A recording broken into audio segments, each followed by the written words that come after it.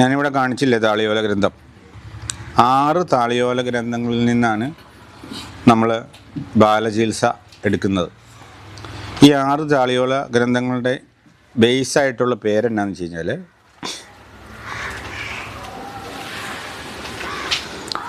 വംശ പുണ്യാംഗം എന്നാണ് ആ ഗ്രന്ഥങ്ങളെ മുഴുവൻ ഉൾക്കൊള്ളുന്നതിൻ്റെ പേര്.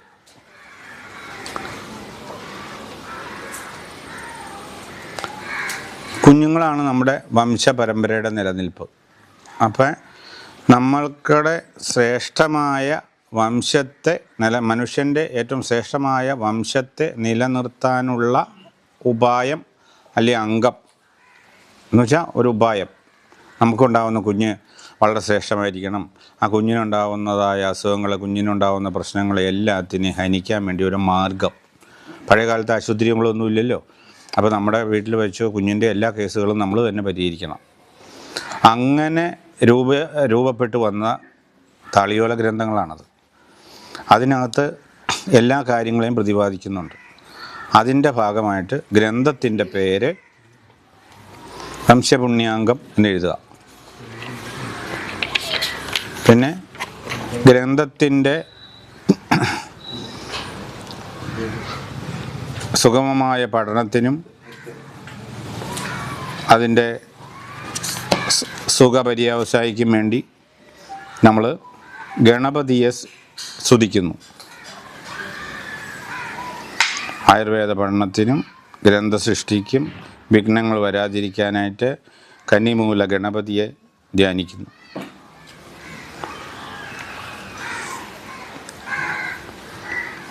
മനുഷ്യ ശരീരത്തിൽ ഗണപതിയുടെ സ്ഥാനം മൂലാധാരത്തിലാണ്. ഗണപതി പുറത്തല്ല, നമ്മുടെ ശരീരത്തിലാണ്. നമ്മുടെ മൂലാധാരം ഇരിക്കുന്നിടത്താണ് ഗണപതിയുടെ ഇരിപ്പ്. കുണ്ടലിനി പ്രഭാവം എന്ന് പറയും. അതാണ് ഗണപതി. ഗണപതിയുടെ മൂലമന്ത്രം ഓം ഗം ഗണപതായേ നമ. അതാണ് ഗണപതിക്കുള്ള കോഡ്. ഓം ഗം ഗം ഗണപതായേ നമ. അത് ഹിന്ദുവിനോ ക്രിസ്ത്യാനിക്കോ മുസ്ലിമിനോ ആർക്ക് വേണമെങ്കിലും അത് ചെയ്യാം. അത് നമ്മുടെ ഗുദദ്വാരത്തിനും ലിംഗദ്വാരത്തിനും ഇടയ്ക്കുള്ള ഒരു പവറാണ്. മറ്റവനെ ഗണപതിയായിട്ട് കൂട്ടണ്ട, പവറായിട്ട് കൂട്ടുക. മനസ്സിലായില്ലേ? ഈശ്വരവാദി അല്ലാത്തതോ അല്ലെങ്കിൽ മറ്റ് മതവിശ്വാസികളോ ഒക്കെ ഗണപതിനെ സങ്കല്പിക്കണമെന്നില്ല, പവറിനെ സങ്കല്പിക്കാം. ആ ഭാഗവും നിങ്ങൾക്കുണ്ട്. മലദ്വാരവും ലിംഗഭാരത്തിനും ഇടയ്ക്ക് കുറച്ച് സ്ഥലമില്ലേ? ആ സ്ഥലം ഇല്ലാത്ത വല്ല ക്രിസ്ത്യാനി ഉണ്ടോ? അല്ലെങ്കിൽ ഏതെങ്കിലും മുസ്ലിം ഉണ്ടോ? അല്ലെങ്കിൽ ഏതെങ്കിലും ഹിന്ദു ഉണ്ടോ? എല്ലാവർക്കും ഒപ്പം. നമ്മളെല്ലാവരും ഒന്നാണ്. ശരീരത്തിൻ്റെ ഘടനയിലും വിശ്വാസത്തിൽ മതം എന്ന് പറഞ്ഞാൽ രീതി എന്നുള്ളൂ. ഞാനൊരു രീതിക്ക് ജീവിക്കുന്നു, നമ്മളൊരു രീതിക്ക് ജീവിക്കുന്നു, വേറൊരാൾ വേറൊരു രീതിക്ക് ജീവിക്കണമെന്നുള്ളൂ. എല്ലാത്തിനും ഒരു രീതി എന്നുള്ളൂ. ഇപ്പം ആ രീതിക്ക് അത് തെറ്റാണെന്ന് പറയാനില്ല. അതവിടെ സയൻസായിട്ടും ഒരു മാർഗമായിട്ടും പറയണമെന്ന് മാത്രമേ ഉള്ളൂ. അപ്പം ആ ഭാഗത്തെ വിചാരിക്കുകയും ആ ഭാഗത്ത് വായുക്കളെ സഞ്ചരിപ്പിക്കുകയും അതിന് യോഗയും അതിന് അനുഷ്ഠാനങ്ങളും അതൊക്കെ ഉണ്ട്. അതൊക്കെ നമ്മുടെ സ്വാമി സാർ വേണമെങ്കിൽ പറഞ്ഞു തരും. അതിനകത്തൊക്കെ നമ്മൾ പോണില്ല. നമ്മൾ വൈദ്യത്തിൻ്റെ പുറകെ പോവാം. എല്ലാത്തിൻ്റെയും പുറകെ പോയാൽ നമ്മൾ ഒന്നും എങ്ങും എത്താതെ വരും. അപ്പോൾ ഗണപതിയുടെ മൂലമന്ത്രം എഴുതി, ഗണപതിയുടെ ശരീരത്തിൻ്റെ സ്ഥാനം എഴുതി, പിന്നെ ഗണപതിയെ ധ്യാനിക്കാനുള്ള ഗണപതിയുടെ രൂപം എങ്ങനെയാണെന്ന് അറിയാൻ വേണ്ടിയാണ്. ഏകദന്തം, മഹാകായം,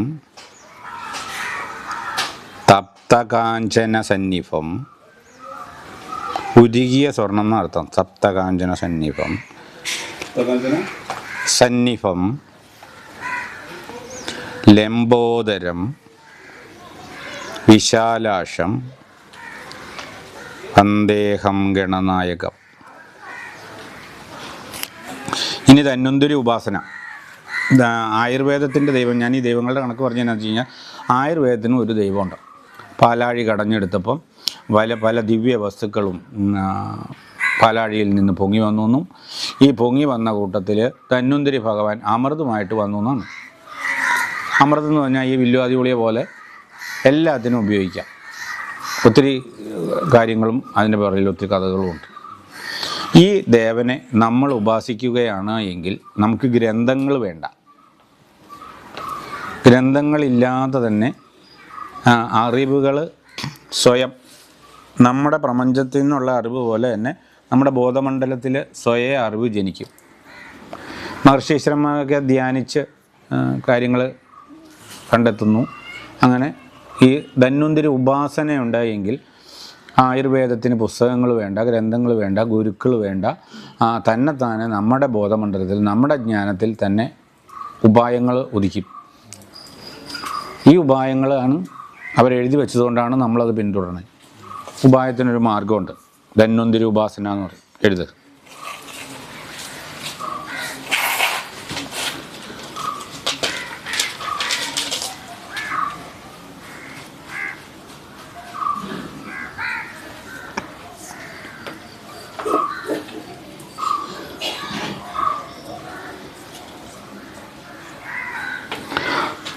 എഴുതിയോ?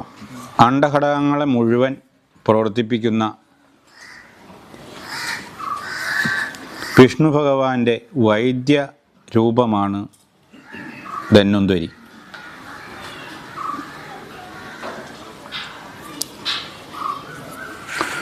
അതിനെ നമ്മൾ ഉപാസിക്കുക എന്ന് വെച്ചാൽ അതിനെ ബേസ് ചെയ്തുകൊണ്ട് വിശേഷാൽ ഗ്രഹിക്കേണ്ടതെന്ന് പറഞ്ഞ പോലെ അതിനെ നമ്മൾ ഉപാസിക്കുകയാണ്. ഉപാസിക്കുക എന്ന് പറഞ്ഞാൽ അവരുടെ തത്വം ആഗീകരിക്കുക എന്നർത്ഥം.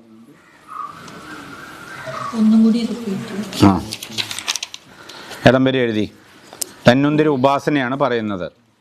അണ്ഡഘടകം എന്ന് വെച്ച് കഴിഞ്ഞാൽ മുഴുവൻ ആകാശം, ഭൂമി, അതുപോലെ തന്നെ ഭൂമിയിലുള്ള ആകാശത്തും എല്ലായിടത്തുമുള്ള ഗ്രഹങ്ങൾ മുഴുവൻ, സൂര്യൻ, ചന്ദ്രൻ, നക്ഷത്രങ്ങൾ, മറ്റ് ഇനി കണ്ടെത്താനുള്ളതും ഇനി കണ്ടുള്ളതും സകലമാനമായ വസ്തുക്കളെയും നിയന്ത്രിക്കുന്നവനായ വിഷ്ണു ഭഗവാന്റെ വൈദ്യരൂപം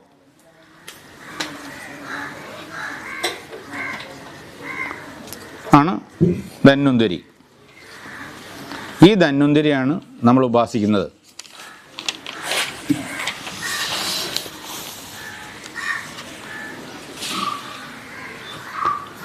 ധന്വന്തരി മന്ത്രം എഴുതുക. ഉപാസനക്രമങ്ങൾ പിന്നെ എഴുതിയ മന്ത്രമാണ് എഴുതിയത്. ഉപാസനക്രമം എന്നാണ് എഴുതിയത്. മന്ത്രം ഓം ദേവദേവ ധന്വന്തരായ അമൃതകലശഹസ്തായ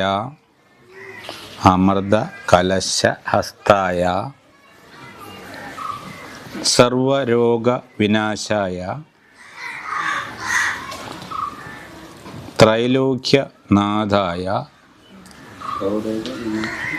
ത്രൈലോക്യനാഥായ